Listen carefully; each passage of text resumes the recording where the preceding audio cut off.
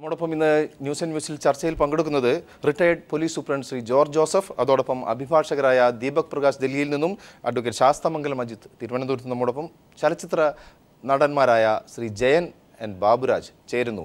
വെള്ളിത്തിരയിൽ നായകവേഷം മാത്രം ആടിത്തിമിർത്ത ബോളിവുഡിൻ്റെ most eligible bachelor ഇനി ജയിലിലേക്കാണ്. Advocate Sasthamangalam Ajith എന്ത് പറയുന്നു? 2002 ബാന്ദ്രയിലൊരു ബേക്കറിയുടെ മുമ്പിൽ ലാൻഡ് ക്രൂയിസർ രാത്രി മദ്യപിച്ചിട്ട് ഓടിച്ച് കയറ്റി ഒരാൾ ഉറങ്ങിക്കിടന്ന ഒരാൾ മരിച്ചു, 4 പേര് ഇഞ്ചേർഡായി, 28 സാക്ഷികളെ വിസ്തരിച്ചു, 27 പേര് അദ്ദേഹത്തിനെതിരെ മൊഴി കൊടുത്തു. ഇതാണ് കേസ്. ഈ കേസിനകത്ത് സൽമാൻ ഖാനെതിരെ ചാർജ് ചെയ്യുന്ന വകുപ്പുകൾ മനഃപൂർവ്വമല്ലാത്ത നരഹത്യ സെക്ഷൻ 304(1) IPC, സെക്ഷൻ 279 റേഷൻ negligent driving, section 338 grievous hurt. ഇത് കൗണ്ട് ഇതിനകത്ത് പ്രൂവ് ചെയ്തതായിട്ടാണ് പറയുന്നത്. അങ്ങനെ ഉണ്ടെങ്കിൽ 304 പാർട്ട് 1 പാർട്ട് 2.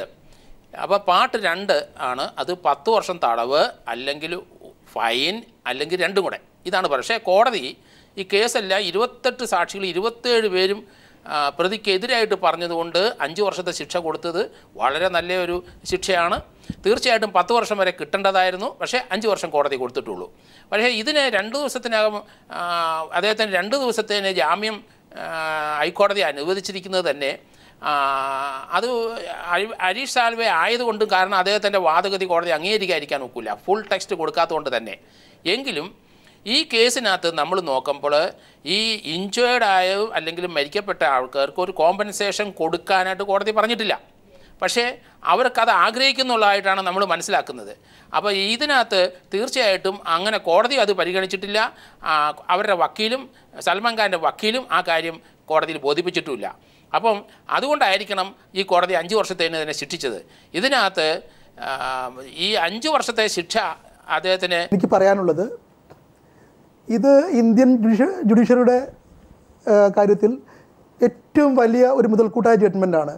പണം കൊണ്ടോ സ്വാധീനം കൊണ്ടോ മറ്റു കാര്യങ്ങൾ കൊണ്ടോ ഒരു തരത്തിലും ഒരാൾക്കും ഇന്ത്യൻ ജുഡീഷ്യറി വിലയ്ക്ക് വാങ്ങാൻ കഴിയില്ല എന്ന് വ്യക്തമായി തെളിയിക്കുന്ന ഒരു ജഡ്ജ്മെൻ്റാണ്. ജയലളിത കേസിലും അതിന് സംഭവിച്ചു.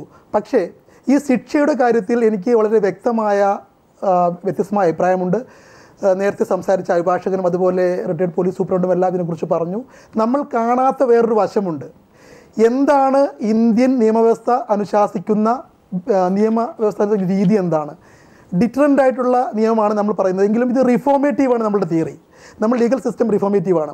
ഒരു വ്യക്തി റിഫോം ചെയ്യാൻ വേണ്ടിയാണ് അവർക്ക് ശിക്ഷ കൊടുക്കുന്നത്. ജഡ്ജ്മെൻ്റായിട്ടാണ് എനിക്ക് തോന്നുന്നത്.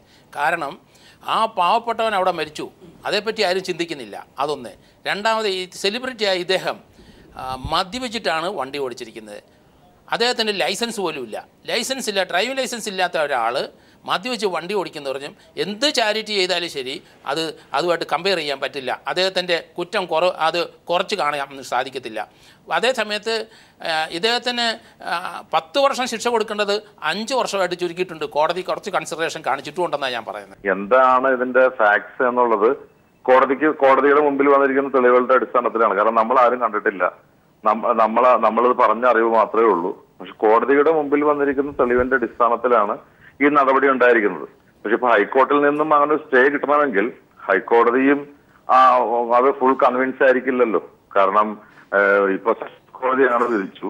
സത്യത്തിൽ 5 വർഷം എന്നൊക്കെ പറഞ്ഞാൽ സെഷൻസ് കോടതിക്ക് തന്നെ ജാമ്യം കൊടുക്കാൻ സാധിക്കും എന്നുള്ളതാണ് എന്റെ വിശ്വാസം. പക്ഷെ അദ്ദേഹം അതിന് തയ്യാറായില്ല. ഞാൻ നേരത്തെ പറഞ്ഞല്ലോ, ഞാൻ പകലത് പറഞ്ഞിരുന്നു. കാരണം കീഴ്ക്കോടതികളെല്ലാം ഇങ്ങനെയുള്ള കേസിലെല്ലാം ശിക്ഷിക്കാൻ ഉള്ള ഒരു വ്യഗ്രത അവർക്കുണ്ടാവും. കാരണം അല്ലെങ്കിൽ അവര് ഇതിൽ കണ്ടമാനം കോടികൾ വാങ്ങി എന്നുള്ള ആരോപണം അവർക്കുണ്ടാവും. 2ാം വരവിന്റെ പാതയിലായിരുന്ന സൽമാന്റെ കരിയറിന് വലിയ വിലങ്ങുതടിയാകും സംഭവം നടന്ന് 13 വർഷങ്ങൾക്ക് ശേഷമുണ്ടായ ഈ കേസിന്റെ വിധി.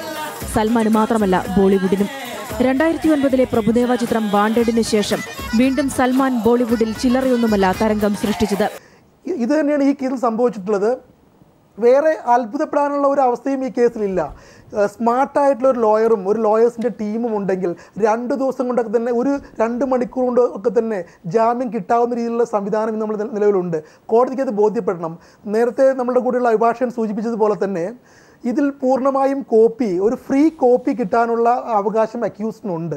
അത് കിട്ടാത്തിടത്തോളം കാലം അദ്ദേഹത്തിന് അപ്പീൽ പോകാനോ മറ്റുള്ള കാര്യങ്ങൾ ചെയ്യാനോ കഴിയില്ല. അദ്ദേഹത്തിന് ഇതിൻ്റെ ഓപ്പറേറ്റിംഗ് പോർഷൻ മാത്രമാണ് ലഭിച്ചത്.